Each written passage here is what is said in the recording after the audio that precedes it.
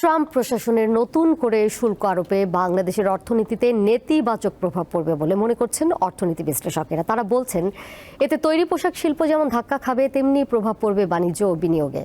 এ থেকে উত্তরণে বাণিজ্য সম্পর্ক বাড়ানো, যুক্তরাষ্ট্রের সঙ্গে সুনির্দিষ্ট বাণিজ্য চুক্তি করার পরামর্শ বিশ্লেষকদের।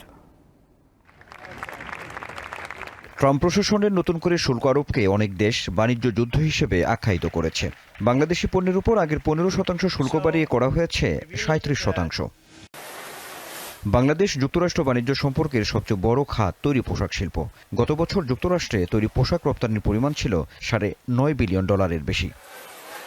অর্থনীতি বিশ্লেষকদের আশঙ্কা, যুক্তরাষ্ট্রের এই শুল্ক আরোপে তৈরি পোশাক শিল্প সহ বাণিজ্য ও বিনিয়োগে ধাক্কা খাবে বাংলাদেশ। বাংলাদেশে যেগুলো বড় বড় এফডিআই রয়েছে, যেগুলো আসলে আরএমজি প্রোডাক্ট তৈরি করছে, তারা হয়তো চিন্তা করবে এখন ভারতে বা পাকিস্তানে যাওয়ার, কারণ যেহেতু এখানে ট্যারিফটা কম। সুতরাং বাণিজ্য এবং বিনিয়োগে দুটো জায়গাতে কিন্তু আর বড় রকমের ধাক্কা আসার সম্ভাবনা রয়েছে। আদার দেন ট্যারিফটাকে বাদ দিয়েও গ্লোবাল রিসেশনটা আমেরিকার মার্কেটে, ইউরোপের মার্কেটে যদি রিসেশন শুরু হয়ে যায়, সেটার একটা এফেক্ট আমাদের গার্মেন্টস এক্সপোর্টের উপর পড়বে।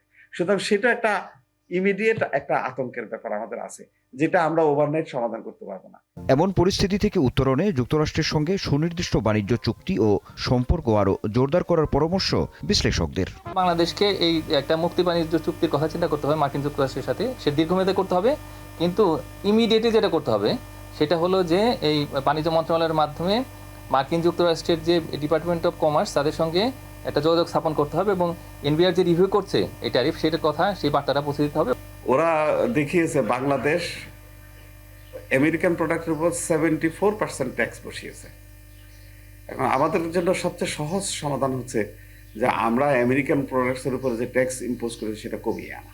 যুক্তরাষ্ট্রের শুল্ক আরোপে বিশ্ব অর্থনীতি কিছুটা এলোমেলো হওয়ার শঙ্কা থাকলেও বাংলাদেশের অর্থনীতি অতটা বিপজ্জনক হবে না বলে মনে করেন বিশ্লেষকরা। আনোয়ার হোসেন, দীপ্ত সংবাদ, ঢাকা।